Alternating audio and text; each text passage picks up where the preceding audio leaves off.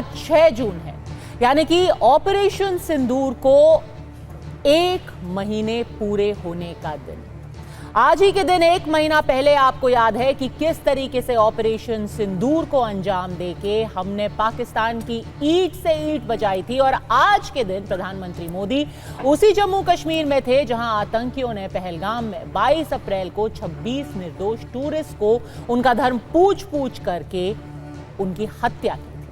उनकी कोशिश थी कि भारत का मनोबल तोड़ दिया जाए, भारत में दंगे और नफरत फैलाए जाए, लेकिन भारत ने उनके एक एक एक्शन का रिएक्शन दिया, मुंह तोड़ जवाब दिया। और पीएम ने आज जम्मू को कश्मीर से जोड़ने वाले रेल रूट का जब उद्घाटन किया तो वहां से उनका संदेश सीधा पाकिस्तान को।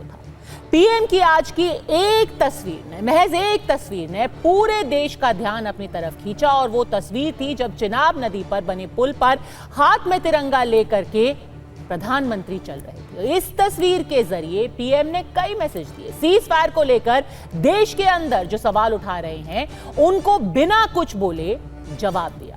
जो लोग कह रहे हैं कि ऑपरेशन सिंदूर एक सरेंडर था, उनको मुंह तोड़ जवाब मिला। और पाकिस्तान जो पूरी दुनिया में घूम कर भीख का कटोरा लेकर के कह रहा है कि we are victims of terror, उनको भी ये एक तस्वीर जवाब था।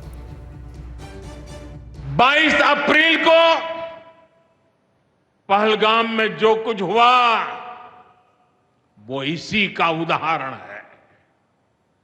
पाकिस्तान ने पहलगाम में इंसानियत और कश्मीरियत दोनों पर वार किया।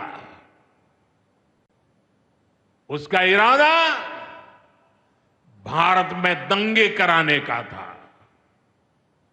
उसका इरादा कश्मीर के मेहनतकश लोगों की कमाई को रोकना था। आतंकियों को चुनौती देने वाला नौजवान आदिल, वो भी तो वहां मेहनत मजदूरी करने गया था, लेकिन अपने परिवार की देखरेख कर सके इसलिए मेहनत कर रहा था। आतंकियों ने उस आदिल को भी मार दिया। साथियों, पाकिस्तान की साजिश के खिलाफ जिस प्रकार जम्मू कश्मीर के लोग उठ खड़े हुए हैं, जम्मू कश्मीर के अवाम ने इस बार जो ताकत दिखाई है, ये सिर्फ पाकिस्तान नहीं, दुनिया भर की आतंकवादी मानसिकता को जम्मू कश्मीर के लोगों ने कड़ा संदेश दिया है। आज 6 जून है। याद कीजिए, 1 महीने पहले, ठीक 1 महीने पहले 6 मई की वो रात पाकिस्तान के आतंकियों पर कयामत बरसी थी।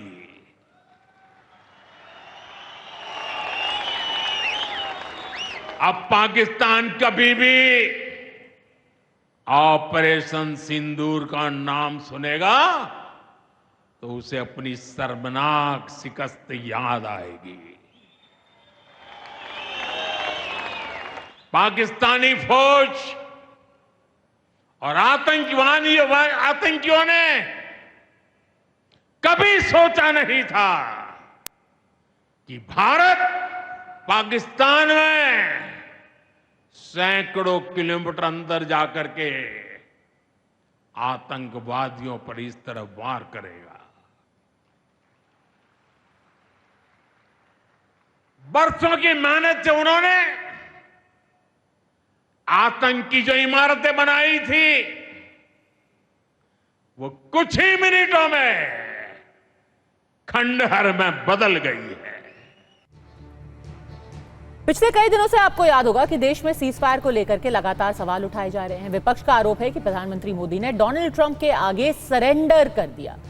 इसी मुद्दे पर कांग्रेस लगातार प्रधानमंत्री पर हमले कर रही है, उन्हें घेर रही है। सरकार के खिलाफ इस अभियान में कांग्रेस दो गुटों में बटी हुई भी दिखाई दे रही है। एक तरफ राहुल गांधी हैं, जयराम रमेश, पवन खेड़ा और उदित राज जैसे नेता हैं, तो दूसरी तरफ उन्हीं के पार्टी के सांसद जैसे शशि थरूर, मनीष तिवारी या फिर जो पहले मंत्री रहे सलमान खुर्शीद, वो पूरी दुनिया में घूम करके इसी सरेंडर के नैरेटिव का जवाब दे रहे हैं। बहरहाल आज प्रधानमंत्री ने जो कुछ जम्मू कश्मीर से बोला, उस सब के बावजूद जितने भी सारे इस सरेंडर वाले नैरेटिव के जवाब अभी तक सरकार ने दिए हैं, उसके बावजूद भी आज फिर से कांग्रेस ने वही इल्जाम दोहराया। उन्होंने कहा कि ऑपरेशन सिंदूर को तो 1 महीना बीता, लेकिन सरेंडर क्यों किया देश ने, प्रधानमंत्री मोदी ने ट्रंप के सामने, उसका जवाब आज तक नहीं मिला। ट्रंप साहब ने 11 बार बोला है, 11 बार, कि मैंने नरेंद्र मोदी को सरेंडर करवा दिया। 11 बार बोला है पब्लिक में। नरेंद्र मोदी जी चू नहीं कर पा रहे हैं। नरेंद्र मोदी ये नहीं बोल पा रहे हैं कि ये जो ट्रंप है ये झूठ बोल रहा है, क्योंकि वो सच्चाई है। हकीकत क्या है, राष्ट्रपति ट्रंप की भूमिका क्या है, और राष्ट्रपति ट्रंप और राष्ट्रपति पुतिन के बीच में भारत और पाकिस्तान के बीच का जो युद्ध है उसके बारे में बातचीत होती है, और पुतिन साहब के प्रवक्ता कहते हैं कि इस युद्ध विराम के लिए राष्ट्रपति ट्रंप को श्रेय दे आना चाहिए। तो सवाल तो हमारा सीधा है प्रधानमंत्री जी से। राष्ट्रपति ट्रंप की धमकी में, दबाव की वजह आपने ऑपरेशन सिंदूर रुकवा दिया, इसीलिए तो सवाल उठता है ना। तो ऐसे में अड़ी के सवाल हैं बिल्कुल सीधे कि क्या आज प्रधानमंत्री ने सरेंडर वाली सियासत पर तिरंगे से जवाब दिया, और आज जब ऑपरेशन सिंदूर का 1 महीना पूरा हो गया है, तो क्या कश्मीर की धरती से पीएम मोदी ने पाकिस्तान का भी पूरा हिसाब कर दिया? राजीव जेटली प्रवक्ता भारतीय जनता पार्टी हमारे साथ जुड़े हैं, कांग्रेस से प्रवक्ता चरण सिंह सापरा जी हमारे साथ हैं, वरुण पुरोहित नेता कांग्रेस हमारे साथ हैं, और फाउंडर डिफेंसिव ऑफेंस वैभव सिंह भी हमारे साथ है। लेकिन राजीव जेटली, आज सुप्रिया श्रीनेत ने बहुत गंभीर आरोप, पहले सिर्फ बात कर लेते हैं, आज जो प्रधानमंत्री गए थे वंदे भारत का, उन्होंने उनको हरी झंडी दिखाई, उसको लेकर के सुप्रिया श्रीनेत उन्होंने ट्वीट किया। उन्होंने कहा है 45 दिन तक कश्मीर की ओर देखा तक नहीं, ना पहलगाम गए, ना पूंछ, ना घायलों से मिले, ना लोकल लोगों से, अलग अलग प्रदेशों में घूम घूम कर सस्ते डायलॉग बोले, 3 आतंकी अभी भी फरार हैं, फिर भी फीता काटने, फोटो खिंचवाने के लिए लपके चले आए। ये अलग लेवल की थिथरई है। वो कह रहे हैं कि आप गए जम्मू कश्मीर, पुंछ नहीं गए, पहलगाम नहीं गए, सिर्फ फोटो अपॉर्चुनिटी के लिए चले गए, यही तो सरेंडर है। 370-35 से पहले ही इन्होंने काट के रखा था कश्मीर को भारत के साथ। एक जीवन रेखा जिसे कहा जा सकता है, जिससे कश्मीर की जनता सीधा सीधा वैली की जनता बाकी देश के साथ जुड़ती है, उसको भी काट के रखा था इन्होंने। उमर अब्दुल्ला साहब ने क्या कहा कि जब मैं 7 साल का था तब से स्वप्न ले रहा हूँ, जब मैं बच्चा हुआ करता था तब से स्वप्न ले रहा हूँ कि एक रेल जो कश्मीर को भारत के साथ जोड़े। कभी पॉसिबल किया, कभी संभव हो पाया? आज देश के प्रधानमंत्री ने कश्मीर को इतनी बड़ी सौगात दी, उसके बावजूद ये बात बोल रहे हैं कि कश्मीर में देश के प्रधानमंत्री ने गए, फोटो खिंचवाने के लिए गए। अरे तो कल्पना भी नहीं थी। अभी तक हो सकता है कांग्रेसी स्वप्न ले रहे होंगे कि ये हुआ भी है कि नहीं हुआ, ये पॉसिबल भी है कि नहीं हुआ। ये इतने बड़े बड़े ब्रिजेस दिखा रहे हैं, ये कैसे सोच सकते हैं? हमने तो कभी सोचा भी नहीं था ऐसा भी हो सकता है इस देश के अंदर। ये कल्पना या ये नींद जोन सी है कांग्रेस की, अभी खुल नहीं रही है। कांग्रेस अभी तक अपनी नींद से जागी नहीं है, और ये वो कांग्रेस पार्टी हम पर उंगली उठा रही है और ऑपरेशन सिंदूर के ऊपर क्वेश्चन उठा रही है कि ऑपरेशन सिंदूर क्यों रोका। अब बड़ी इसकी गहराई में जाकर के सोचिए। ऑपरेशन सिंदूर का मतलब है पाकिस्तान के अंदर घुस करके पाकिस्तान के आतंकवादी ठिकाने उड़ाना। कल्पना करी थी कभी आपने पाकिस्तान की घुस करके आप उसको उड़ा सकते हैं? आपने तो वन वे ट्रैफिक रखा था। जितने आतंकवादी भारत में आते थे, ट्रेन उड़ाते थे, बम उड़ाते थे, मार्केट उड़ाते थे, सड़कों पे लोगों को कत्लेआम करते थे, उसके बाद क्या करते थे आप? डमियों के बैठे रहते थे ना। एक एक्शन बताइए ना हमारे को, एक ऐसा मॉडल बताइए जो आप ये कह सके, मतलब बेशर्मी की हद हो गई। एक मॉडल बताइए जो कहिए कि हमने जो लड़ाई लड़ी थी आतंकवाद के खिलाफ, वैसी लड़ाई आप क्यों नहीं लड़ रहे हैं। क्वेश्चन किस बात पे उठा रहे हैं कि आपने मारा, अंदर घुस के मारा, कितनी दूर तक मारा, 500 किलोमीटर अंदर तक गए, आपने उनके एयरबेस उड़ा दिए, आपने उनके आर्मी एस्टेब्लिशमेंट उड़ा दिए, आप और आगे क्यों नहीं जा रही। ये क्वेश्चन वो लोग उठा रहे हैं जिन लोगों ने आतंकवादियों के सामने सरेंडर किया हुआ था। अरे भाई, हमने तो पूरे कश्मीर को IIT दिया, IIM दिए, एम्स दिए, वो भारत का अभिन्न अंग है। तुम तो आज भी इस बात की लड़ाई लड़ रहे हो। ठीक है, कानून ऐसे लेकर के आएंगे कि कश्मीर को भारत से अलग करके छोड़ेंगे। ठीक है, ये सरेंडर नहीं है, ये तो थंडर है। आज भी इस बात की लड़ाई लड़ी जा रही है। ये थंडर है। और आज जो प्रधानमंत्री वहां पर पुल के ऊपर थे, हाथ में तिरंगा था, एक तरफ तस्वीर है पाकिस्तान की, वो अभी भी नूर खान एयरबेस में जो रनवे पे गड्ढे हैं उनको भरने की कोशिश कर रहे हैं। बोलारी में छत में जो वहां पे गड्ढा हुआ पड़ा है उस पर तारपीन डाल करके बैठे हैं। और यहां पर हम आईफल टावर से भी ऊंचा, दुनिया का सबसे ऊंचा रेलवे ब्रिज बना करके उस पर वंदे भारत दौड़ा रहे हैं। और हमारा देश का प्रधानमंत्री खड़ा है हाथ में तिरंगा लेकर के। ये है वो सारे जो लोग कह रहे थे सरेंडर है, उसका जवाब क्या ये एक तस्वीर है। चरण सिंह सापरा जी,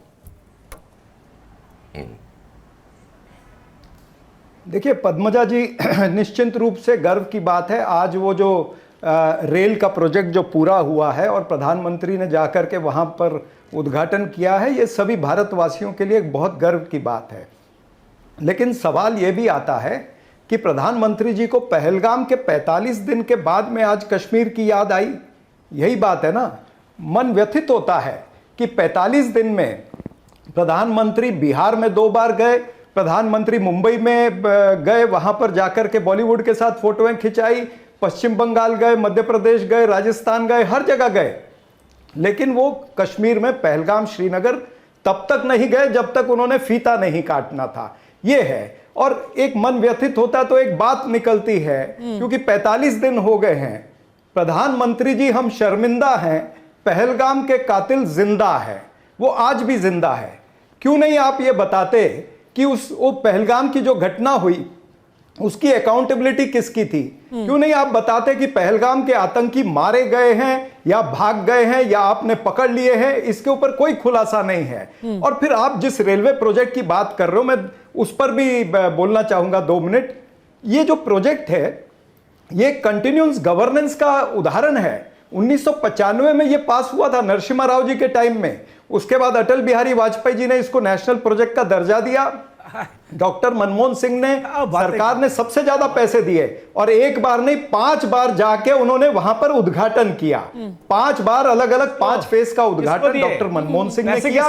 2014 में 1 फेस का उद्घाटन। नहीं, पैसे किसको अरे एक मिनट, अब मैं आपने मजबूर कर रहे हैं पूरा करने दीजिए। सापरा जी, ये तो बताइए, पैसे तो आपने अलॉट किए, कितने किलोमीटर आपने बनाया इसका, कितने किलोमीटर बनाया ये भी बता दीजिए। हाँ, मैं ये बता देता हूं, कितने किलोमीटर भी बता देता हूं। देखिए, डॉक्टर मनमोहन सिंह जी ने 2005 में 53 किलोमीटर का उद्घाटन किया, जम्मू से लेके उधमपुर तक, अप्रैल 2005 में। अक्टूबर 2008 में डॉक्टर मनमोहन सिंह ने 66 किलोमीटर का उद्घाटन किया। उद्घाटन नहीं किया सर, उन्होंने शिलान्यास किया था, 24 किलोमीटर बना था वहां ना। अरे सुनिए ना, मैं वही बोला, कंप्लीट हुआ प्रोजेक्ट, वो उद्घाटन किया बोल रहा हूं। अच्छा, 2000 ये 5 फेजेस में कंप्लीट हुआ है। 2009 में डॉक्टर मनमोहन सिंह ने 31 किलोमीटर माजोम से बारामुल्ला। अक्टूबर 2009 में 18 किलोमीटर अनंतनाग से काजीगुंड। 2013 में 11 किलोमीटर काजीगुंड से लेकर बनियाल तक। उसके बाद में उधमपुर से कटरा करना था, तो 2014 में चुनाव आए, वो नहीं कर पाए। फिर चुनाव के बाद में मोदी जी ने, कम से कम 2 महीने के बाद मोदी जी ने किया। यानी 135 किलोमीटर, 272 किलोमीटर में से 135 किलोमीटर का काम तो डॉक्टर मनमोहन सिंह की सरकार के समय हो गया था। ये एक उदाहरण है कंटिन्यूअस गवर्नेंस का।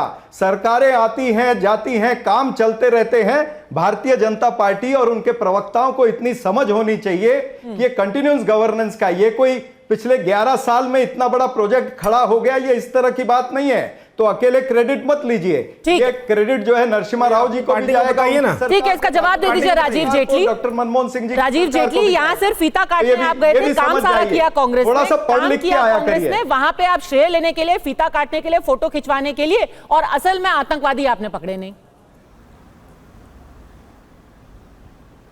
देखिए, पहली बात मैंने शुरुआत ही इस बात से करी थी और मैंने आपसे पूछा था कि कोई ऐसा मॉडल बताइए। आज राहुल गांधी बार बार उंगली उठा रहे हैं, अब राहुल गांधी भी अलग थलग हो गए हैं। आपने सबसे पहले कोट किया 3 लीडर्स को, इनके मतलब कांग्रेस पार्टी 3 नेताओं की बन के रह गई है, एक सच बोलने वाली और एक झूठ बोलने वाली। सच बोलने वाले विदेश गए और सच बोल के आए, झूठ बोलने वाले भारत में रह गए। झूठ बोलने वालों का दायरा कुछ 1-2 देशों तक सीमित है, वहां तक जाते हैं और वापस आ जाते हैं। मुद्दा यहां पर यह है कि दुनिया ने देखा, इस देश ने देखा और पाकिस्तान ने भी देखा।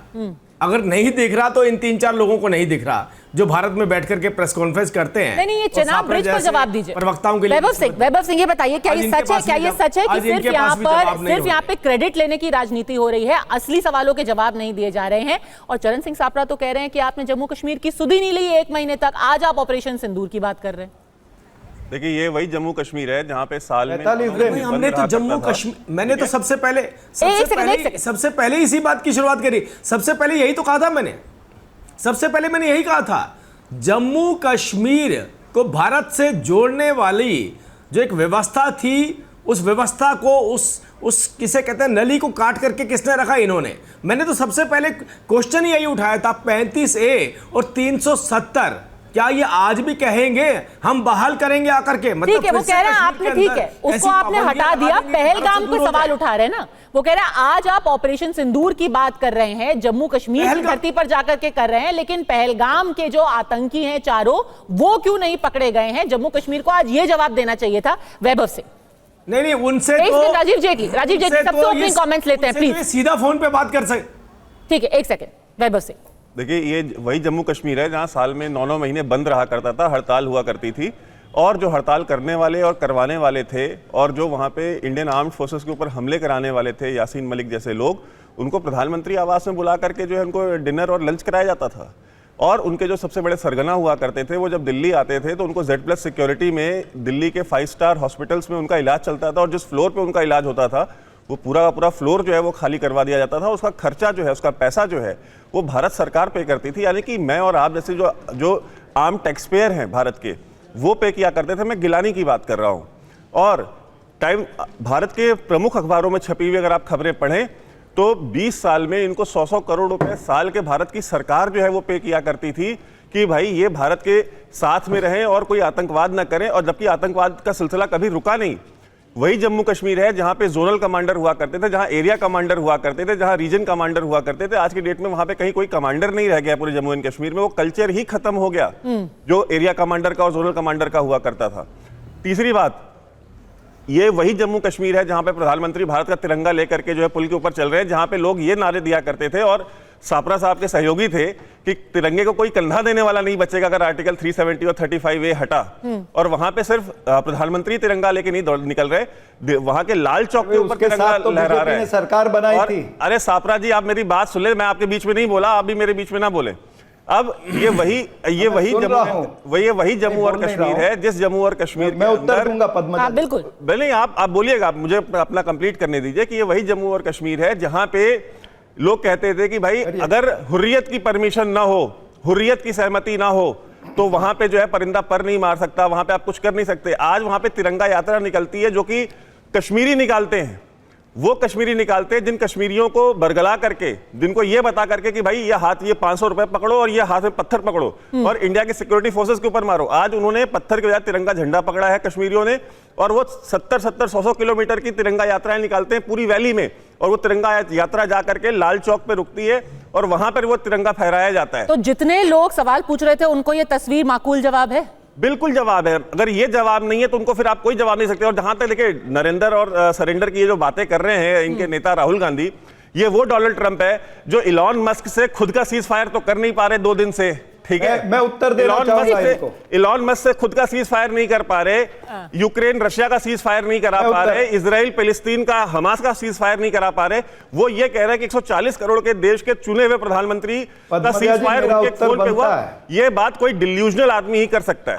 अभी डोनाल्ड ट्रंप पे तो हम थोड़ी देर में आएंगे, उनके ऊपर तो पूरी एक अलग डिबेट भी हो सकती है, लेकिन चरण सिंह सापरा जी जो आप सवाल उठा रहे हैं ना इस पूरे रेल परियोजना को लेकर के, उसका जवाब आप ही के एक पूर्व सहयोगी रह चुके हैं ओमर अब्दुल्ला, नए फैन बने हैं वो प्रधानमंत्री के। उन्होंने तो आज खुद ही बोल दिया, आप भले से ही कहें कि हमने बहुत काम किया है, हमने सारे उद्घाटन कर दिए, उन्होंने कहा मैं बच्चा था जब ये परियोजना शुरू हुई थी, आज मेरे बच्चे कॉलेज में पहुंच गए हैं। उन्होंने क्या कहा है इस पूरे प्रोजेक्ट के बारे में, आप सुन लीजिए।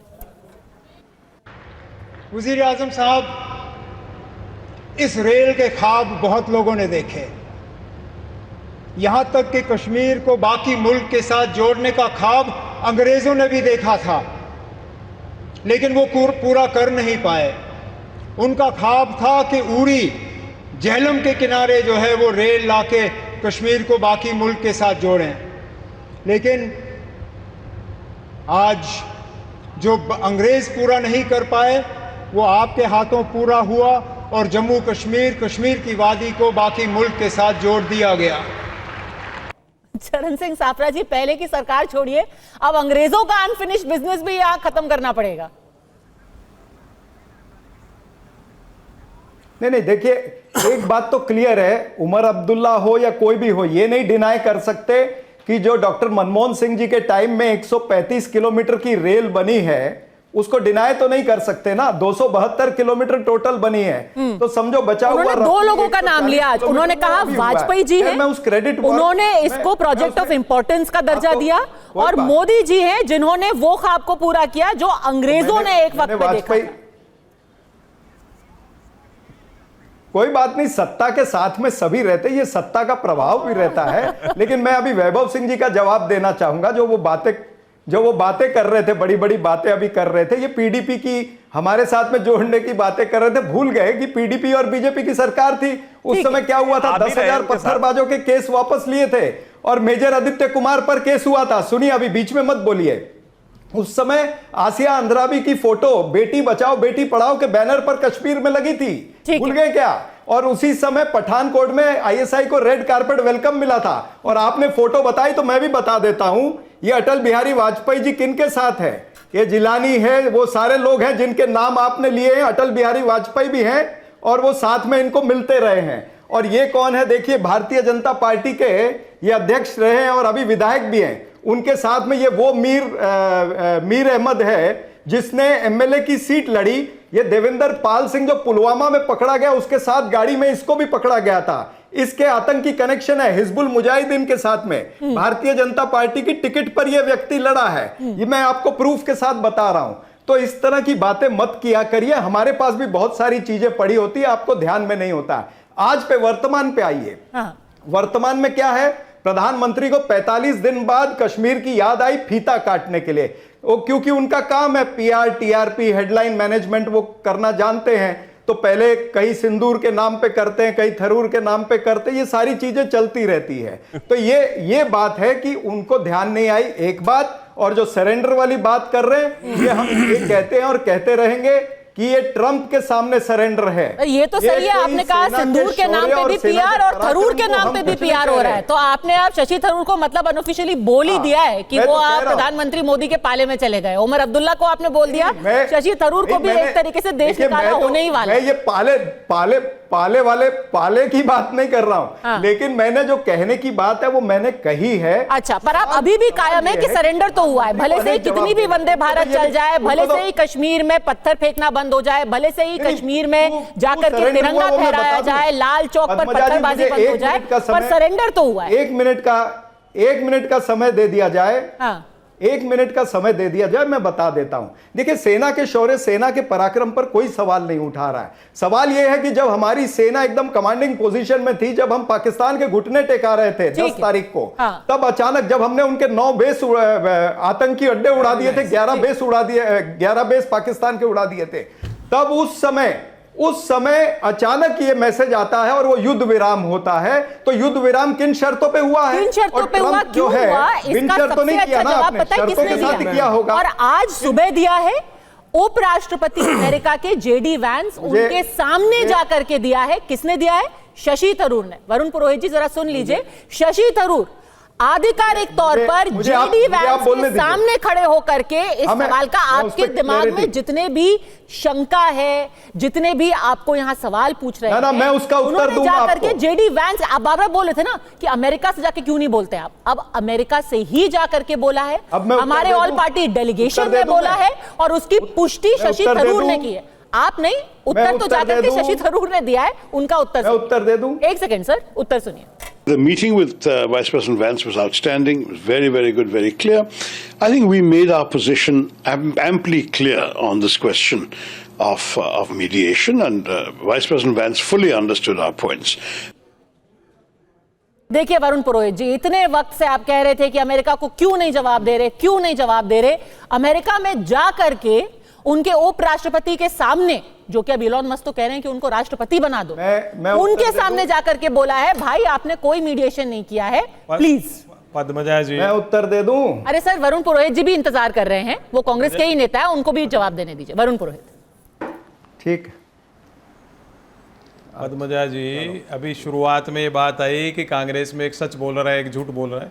कोई सच और झूठ नहीं बोल रहा। कांग्रेस एक डेमोक्रेटिक फोरम है, उसमें भिन्न भिन्न प्रकार के व्यूज होते हैं। आप अभी शशि थरूर सबके नाम ले रहे हो, सब कांग्रेस के नेता है, कांग्रेस के एक्सपर्ट हैं, जाके विदेशों में काम करके आ रहे हैं। बीजेपी के पास एक्सपर्ट होते तो कांग्रेस से बोरो नहीं करते। ये लो फिर बीच में बोलने लगे, गैस बनने लग गई। बोलिए मेरे को बोलने दो सब लोग, शांत रखो, मैं बैठा हूँ इतनी देर से भाई। अभी दूसरा, राजीव जेटली जी ने कहा कल्पना भी नहीं की थी, कल्पना की थी। भाई 70 साल पहले आपने मोबाइल की कल्पना की थी क्या?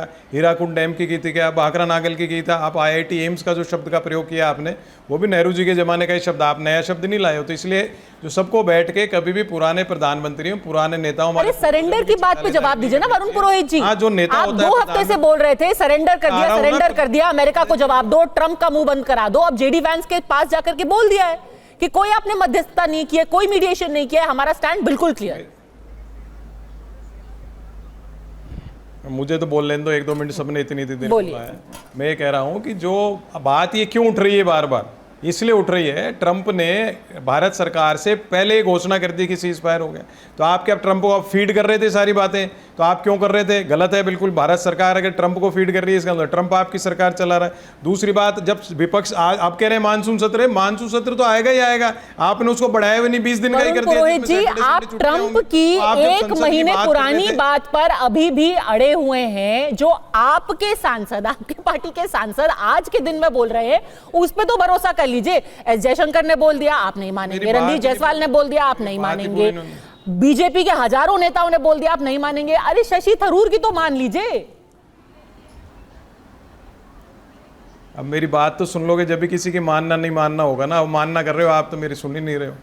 मैं ये कह रहा हूँ कि जो भी मैंने कहा ना, डेलीगेशन गया है वो भारत का डेलीगेशन गया है, और वो भी सब कांग्रेस के नेता ही एक्सपर्ट्स हैं। लेकिन जो आप बात करो, सरेंडर की बात करी, शब्द का उपयोग जरूर हो सकता है अमर्यादित हो, लेकिन मैं जो इसकी जो सीरीज बता रहा हूँ वो इसलिए हुई कि प्रधानमंत्री किसी देश का दिखाएगा जाके दूसरे देश में जाके अब की बार ट्रंप सरकार नारे लगाए। तो अगर आप ट्रंप के कार्यकर्ता बन जाओगे, ट्रंप आपसे पहले घोषणा कर देगा, आप संसद सत्र नहीं बुलाओगे, आप सर्वदलीय बैठक में कहोगे मैं तो नॉन बायोलॉजिकल विपक्षियों के साथ बैठता ही नहीं हूँ, तो मेरे से नीचे कैटेगरी के हैं। आप किसी भी चीज में अपने आप को सबसे ऊपर मानना चाहते हो, मैं हर चीज में मैं करोगे तो हमसे चलता है देश, में से नहीं चलता है। ये सबको मानने की जरूरत है। अगर हम नहीं करते तो क्यों फिर जरूरत आई भाई विपक्षी सांसदों की? आप बीजेपी के सांसद ही भेज देते, आप खुद ही पूरे दुनिया में इवेंट मोदी में हाउडी मोदी कराते। दूसरा सवाल पूछती हूं, आपके ये मान लेने के लिए क्या होना होगा जिससे आप मानेंगे कि सरेंडर नहीं हुआ? पहले आपने कहा कि भाई मैं नहीं मानूंगा सरेंडर हुआ, कोई यहां सरकार से बोले, चलिए सरकार ने बोल दिया। उसके बाद आपने नहीं आप जाके अमेरिका में बोल दिया, अब अमेरिका में जाके बोल दिया। अब आप मानोगे कब? आप नहीं, मैं नहीं मानूंगा क्योंकि डोनाल्ड ट्रंप ने एक ट्वीट किया। डोनाल्ड ट्रंप जिसको ये पता नहीं है कि उसका परम मित्र इलॉन मस्क उसके खिलाफ विद्रोह करने वाला है, वो डोनाल्ड ट्रंप को पता है कि पूरी दुनिया में क्या हो रहा है। मेरी बात सुन लो पद्मजा जी, छोटी सी है, एक टेक्निकल बात है। अगर किसी राष्ट्र का राष्ट्र अध्यक्ष अगर घोषणा करता है तो शशि थरूर या वरुण पुरोहित या राजीव जेटली के खंडन से नहीं होता है, या तो प्रधानमंत्री बोले या राष्ट्रपति बोले। आप दूसरे देश का महाशक्ति है अमेरिका, आप रोज वहां जा जाके नमस्ते ट्रंप और पता नहीं क्या क्या कर रहे हो उससे, और वो बोल रहा है तो प्रधानमंत्री को ही खंडन करना चाहिए था। नहीं, गलत है, किसी भी शब्दों में करते। इतिहास में कब ऐसा हुआ है कि किसी राष्ट्र नायक ने किसी और राष्ट्रपति या प्रधानमंत्री की बात का सार्वजनिक तौर पर खंडन किया हो, नाम लेकर के? आप मेरे को इसका एक एग्जाम्पल दे दीजिए कि तो कभी किसी, बताइए ना, कि कभी राजीव गांधी ने, कभी इंदिरा जी ने, जवाहरलाल नेहरू ने नाम लेके किसी और राष्ट्राध्यक्ष का खंडन किया और कहा हो कि नहीं निक्सन तुम झूठे हो। नहीं तो उनके समय किसी राष्ट्र अध्यक्ष ने ये नहीं कहा कि हमने लड़ाई रोक दी। आप बताओ किसने कहा? कौन से राष्ट्र अध्यक्ष ने कहा कि हमने सीज फायर करा दिया भारत पाकिस्तान के बीच में, या हमने पाकिस्तान 2 टुकड़े करा दिए, उसमें किसी ने इंटरफियर किया हो? इंटरफियर करने का प्रयास किया अमेरिका ने, तो इंदिरा जी ने उनको इनडायरेक्ट जवाब दे दिया। उस समय आज के हिसाब से नहीं चलता, जियोपॉलिटिकल कंडीशन से। आज अगर ट्रंप के पास जाके आप नमस्ते ट्रंप करते हो, आपकी बार ट्रंप सरकार करते हो, और आप जाकर के अब मानना नहीं चाहिए। इसका ही जवाब दे दीजिए राजीव जेटली, आप चाहे जो भी कर ले, आप चाहे जितने भी जेस्चर्स कर ले, जितने बयान दे दे, जब तक वो लेटर हेड पर प्रधानमंत्री के दफ्तर से एक चिट्ठी डोनाल्ड ट्रंप के नाम की नहीं जाएगी, यू आर अ लायर, तब तक सरेंडर है, था और रहेगा। मुझे लगता है कि ये काम शायद जो जुडिशरी है यूएसए की वो कर रही है, क्योंकि जुडिशरी ने उनके बहुत सारे ऐसे कदम हैं जिनके ऊपर उनसे प्रश्न किया है और मुझे लगता है कि इनको उनकी जुडिशरी को फॉलो करना चाहिए। वो ज़्यादा बेहतर तरीके से बता देंगे। वो चाहे टैरिफ की बात हो, चाहे वो मीडिएशन की बात हो, ये सारी बातें हैं जो वहाँ पे उनकी जुडिशरी उनसे जवाब मांग रही है और वो वहाँ दे रहे हैं। उसके जब रिजल्ट आएगा तो वो आपके सामने आ जाएगा। आज जहां से हमने चर्चा शुरू करी थी वहां वापस क्यों नहीं आते? मैं इनका उत्तर देना चाहता हूं। पहले एक बात कही थी कि हमने आतंकवाद के खिलाफ लड़ाई के लिए जो कदम उठाए, इन्होंने कहा ऑपरेशन सिंदूर में जो आप इतना आगे तक चले गए थे, इतना नुकसान कर दिया था, इतने आतंकवादी मार दिए थे, और आतंकवादी खुद कह रहे हैं हम खून देख देख करके पागल हो गए हैं। वो आतंकवादी जो पाकिस्तान में बैठे हैं वो ये कह रहे हैं। मैं बार बार ये बात पूछ रहा था, जब भी बात करो इनसे 70 पे पहुंच जाते हैं। हाँ, ये 70 पे पहुंचते हैं तो हम 47 में पहुंच जाते हैं। 47 में इसलिए पूछते हो कि हमारे को भी दर्द हुआ है, आपकी महत्वाकांक्षाओं ने इस देश के 2 नहीं 3 टुकड़े करे हैं, हमारा भी दर्द है वहां पर, लेकिन ये 70 में पहुंचते हैं। अरे 70 के बाद क्या आपकी पार्टी खत्म हो गई थी? इंदिरा जी के बाद राजीव जी आए, मनमोहन जी आए, बाकी सारी आपकी लीडरशिप, आपकी सरकारें चलती रही, मतलब पार्टी नहीं थी। आपको 70 में जाना पड़ता है। 70 के बाद आतंकवाद नहीं था क्या यहाँ पर? 70 के बाद बम ब्लास्ट नहीं हुए? 70 के बाद मुंबई नहीं हुआ, हैदराबाद नहीं हुआ, जयपुर नहीं हुआ, अहमदाबाद नहीं हुआ, क्या नहीं हुआ बताइए 70 के बाद? मैं आपसे पूछ रहा हूं आपके कदम क्या थे बताइए। हमारे ऑपरेशन को बेहतर तो आप ही बता रहे हैं कि आपने मारा, आपने तो मारा, हम मानते हैं इस बात को, और क्यों नहीं मारा? अच्छा, अब मापदंड तय हो रहे हैं, इतना होना चाहिए कि इतना होना चाहिए या उतना होना चाहिए। देखिए मैं आपको बताता हूं, आज देश के प्रधानमंत्री जी ने कहा कि उन्होंने कश्मीरियत की हत्या करी, मानवता की हत्या करी। अरे भाई, आपके सामने कश्मीरियत इस्लामियत में बदलती हुई नजर आई, क्या कदम उठाया आपने उस वक्त पे जब कश्मीरियत इस्लामियत में बदल गई थी? तो आज जो माहौल पैदा हुआ उसकी भी तो कहीं ना कहीं जड़ आप ही है ना, उसकी देन भी तो आप ही है। हमारे कदम के ऊपर पूरी दुनिया ने देख लिया है कि कितना नुकसान हम उनका पहुंचा रहे हैं। हमारी लड़ाई पाकिस्तान की आवाम से नहीं है, उनकी जनता से नहीं है। हमने कहा, इन्होंने कहा वॉर क्यों बंद कर दी? अरे हमने कब बोला हम वॉर कर रहे हैं, हम युद्ध कर रहे हैं? सापरा जी, हमने केवल आतंकवादियों के ठिकाने उड़ाने हैं। सापरा जी, हमने वो काम करके दिखाया। सापरा जी, राजीव कब बोला हमने? ये गिला है कि ना डीजीएमओ ने कहा, ना आर्मी ने कहा, ना एयरफोर्स ने कहा। इन अ लाइटर वेन, कई बार ऐसा होता है ना कि जब बैक बेंचर को 40 मार्क्स भी मिल जाते हैं तो उसके पेरेंट्स कहते हैं जैसे कि मेडल मिल गया, और जो टॉपर होता है उसको 99 भी मिलते हैं तो कहते हैं सरेंडर। वैसी हालत हो गई है यहाँ पे। यही राजीव जेटली की यहाँ पे कंप्लेंट है। देखिए पद्मजा जी, उनकी कंप्लेन तो मैं एड्रेस करूंगा, पहले ये बता दूं ट्रंप की बात जो चल रही थी। आप कहते कि कितनी बार ट्रंप ने 21 दिन में 12 बार क्लेम किया, बार क्लेम किया उसने। आगे की बात बताता हूं, यूएस की कोर्ट के अंदर हार्वर्ड लुटनिक, उनके कॉमर्स के सेक्रेटरी हैं, उन्होंने तो लिखित दिया ना, एफिडेविट दिया है, याद है ना आपको? और उस एफिडेविट में लिखा है कि प्रेसिडेंट ट्रंप ने भारत और पाकिस्तान की सीज फायर कराई। ये सीज फायर शब्द, चाहे ये कहें अभी वॉर नहीं हुई, ये कहेंगे युद्ध विराम नहीं हुआ, इनको कौन देख रहा है? उधर तो एफिडेविट में लिख के दे रहे हैं। और फिर ट्रंप की जो बातचीत रशिया के पुतिन जी के साथ पूरी बात बताइए ना। पुतिन के विशेषज्ञ ने कल बोला, आप तो पहले की बात कर रहे हैं। सोचिए, उस मतलब केस उनको में लगता है जज कि ने ये फैसला काम क्या उन्होंने नहीं किया, इसलिए उनकी जज ने केस वो को केस केस को खारिज कर दिया। एफिडेविट देखिए ना एक मिनट बीच में मत पद्मजा जी, बोलिए, बीच में पद्मजा मत जी। बोलिए, एक सेकंड, मेहरबानी उनके मुझे जुडिशरी बोलने मांग रही और ये दीजिए। affidavit एफिडेविट का का मतलब मतलब उनके होता है जुडिशरी arbitration एक के मिनट तरफ एक क्या? मिनट एक arbitration मिनट में छोड़िए ना। कहा जा रहा अरे है, आप झूठ बोल रहे एफिडेविट हैं। का मतलब समझते हो क्या? मैं ये नहीं कह रहा हूं, हम भारत ने नहीं मांगा, पाकिस्तान ने नहीं मांगा, चाइना ने नहीं मांगा, अमेरिकन जुडिशरी ने ना ये भाई ये ना पद्मजा जी इनको रोकिए, नहीं तो मैं पूरी डिबेट खराब करूंगा। नहीं, मुझे बोलिए, बोलने बोलिए, दीजिए, आप ही का ऐसे वक्त नहीं है। चलेगा। अमेरिका की कोर्ट के अंदर आप भी कर रहे हैं, हम अभी तक कर क्या रहे हैं? जवाब तो दे नहीं रहे किसी बात का। वैल्यू नहीं है, ये राजीव जेटली कहते हैं भाई आर्मी भाई वहां पर अमेरिकन नहीं, मैं ये नहीं कह रहा हूं एफिडेविट की वैल्यू नहीं है, मैं कह रहा हूं जब आपके ऊपर प्रश्न उठाया जाता है तब आपसे एफिडेविट मांगा जाता है। एक मिनट, आप पे प्रश्न आपकी जुडिशरी उठा रही है, इसलिए आपसे एफिडेविट मांग रही है। मैं ये कह रहा हूं, आपने मेरी बात सुनी नहीं। मत कोई प्रश्न नहीं उठा रहा, प्रश्न सब बीजेपी पे है। प्रश्न पद्मजा जी नहीं करके वरुण जी, प्लीज। क्यों अमेरिका की जुडिशरी बात डिस्कस कर होती रहे हैं? है तो पुतिन का विशेषज्ञ जो है वो क्यों बोलता है कि ट्रंप ने पुतिन के साथ में आधे घंटे भारत और पाकिस्तान पे बात की और उसने कहा कि मैंने फैसला करा, मैंने सीज फायर करा, मैंने युद्ध विराम करा। ये पुतिन का विशेषज्ञ बोलता है। क्या आप बातें कर रहे हैं, झूठ बोल रहे हैं सब चैनल पर आकर के। इसीलिए हम कह रहे हैं कि नरेंद्र मोदी ने ट्रंप के सामने सरेंडर किया। अच्छा, ये सब अमेरिका में चल रहा है, भले से ही शशि थरूर कितनी बार भी ये कह दें, और ये सिर्फ एक बार उन्होंने नहीं कहा है। पिछले 48 घंटे में एक तो उनका बयान हमने आपको दिखाया, परसों उन्होंने एक बार और ये बात कही थी, उनसे स्पेसिफिक सवाल पूछा गया, आपके नेता राहुल गांधी भारत में कह रहे हैं कि सरकार ने सरेंडर कर दिया, उस पर उनका क्या जवाब था, जल्दी से वो देख लेते हैं। India has been firm enough in its response to the constant mediation claim by the US president. It's a question that your own party continues to ask back home. Just yesterday, the leader of your party, Rahul Gandhi, said Modi surrendered to President Trump. Sorry, what was the last one there? That Modi surrendered to President Trump. Look, all I can say is that we have enormous respect for the American presidency and the American president. All we can say for ourselves is that we have never particularly wanted to ask anyone to mediate. As I said, we have no real difficulty in speaking the same language as the Pakistanis, as long as they use the language. तो देखिए, शशि थरूर कह दें, विदेश मंत्रालय कह दे, क्या ये damage control है? क्योंकि जिन तथ्यों का जिक्र किया है चरण सिंह सापरा ने वो तो सच हैं। कोर्ट में एडवर्ड लुटनिक ने ये बयान दिया है।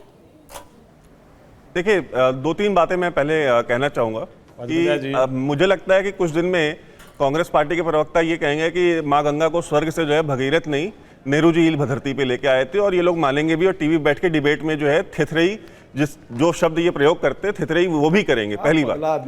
दूसरी बात जो है, ये मुझे ये बताएं जो कांग्रेस के प्रवक्ता हैं कि कश्मीर अभी क्या है वो छोड़ दें। 2004 से 2014 तक ये पूरा देश कश्मीर बना हुआ था। इस देश का कोई ऐसा शहर नहीं था जहां पे बम ब्लास्ट नहीं होते थे। स्कूलों में बम ब्लास्ट, ट्रेन में बम ब्लास्ट, सड़कों पे, मार्केट्स में। अब मुझे ये बताइए कि 2005 से 2007 में, 2008 में, 2005 में दिल्ली में जो बम ब्लास्ट हुआ, 62 लोग मरे, कांग्रेस ने क्या कार्रवाई की? कुछ नहीं। 2006-07 में जो बम ब्लास्ट हुए, सीरियल बम ब्लास्ट हुए मुंबई के लोकल ट्रेन्स में, 209 लोग मरे, क्या कार्रवाई की? कुछ नहीं। अभी ये 2008 में 26/11 का हमला हुआ। अरे देखिए सापरा साहब, आप बोल रहे थे, मैं नहीं बोल रहा था, सुने जरा, आप सुने, आप अपनी कायरता को, आपको आईना दिखा रहा हूं कांग्रेस पार्टी को। 209 लोग मरे मुंबई के लोकल ट्रेन के बम ब्लास्ट में, 209 लोग मरे, क्या कार्रवाई की आपने? आपने 26/11 के बाद क्या कार्रवाई की? आप बताइए इस देश की जनता को। आप यासीन मलिक को अपने यहां बुला करके उसको बिरयानी खिला रहे थे। उसका ऑपरेशन सिंदूर से क्या सरोकार है? नहीं, मैं ये कह रहा हूं कि ये जो सरेंडर की बात कर रहे हैं, मैं इनके सरेंडर की बात कर रहा हूं। सरेंडर जो होता है ना, सरेंडर ऐसा दिखता है। कौन बिरयानी खिला रहा है? ये सरेंडर ऐसा दिखता है कि आप यहां से जाकर के आप वकीलों को भेजते हैं कि जाके इस्लामाबाद में वहां के कोर्ट में केस लड़ो, मुकदमा लड़ो कि 26/11 का जो हमला हुआ था वो पाकिस्तानी ISI ने कराया था, वो हाफिज सईद ने कराया था। आप अपने वकील भेजते हैं वहां पे। ये वो पार्टी है जो कहती है ना कि पठानकोट में क्यों एंट्री दी। ये वो पार्टी है जो ये कह रही थी कि ISI और रॉ मिलकर इन्वेस्टिगेट कर लें। ये उसके लिए तैयार हो रहे थे। ये सब ऐतिहासिक फैक्ट बता रहा हूं। ठीक है। 4000 लोग मरे इनकी क्या पगला आदमी है, कब बोला? ये गलत है। ISI और रॉ मिलके क्या इन्वेस्टिगेट करे, क्या बोला? उन 4000 भारतीयों का बताएं कि उन 4000 भारतीयों का बदला लेने के लिए साफरा साहब ने क्या कार्रवाई की? ठीक है, सरेंडर ऐसा होता है। कब कहा सरेंडर और कायरता इसको कहते हैं। इन्वेस्टिगेट ना जो 13-14 पाकिस्तानी शहरों में घुस करके मारते हैं उसको कायरता नहीं कहते, उसको सरेंडर नहीं कहते। झूठ देखिए, बोल रहे कहा हैं। जाता है जाकी रही भावना जैसी, अब किसी को दिख रहा है मुंह तो जवाब और किसी को दिख रहा है सरेंडर। हम तो आपको 4000 भारतीयों का हिसाब दें आप। और एक तस्वीर के साथ आपको छोड़ेंगे क्योंकि अब ऑपरेशन सिंदूर को 1 महीना हो गया है। ये तस्वीर जो कि मुरीदके से है, जो वहां पर सुभान अल्लाह जो मरकज था उसकी क्या हालत हो गई है, अभी भी उसको वापस बनाने की कोशिश की जा रही है। यह आपको सरेंडर दिख रहा है या आपको ये माकूल जवाब दिख रहा है, ये मैं आप पे छोड़ती हूं। फिलहाल अरीमा जुड़ने के लिए आपका बहुत बहुत धन्यवाद।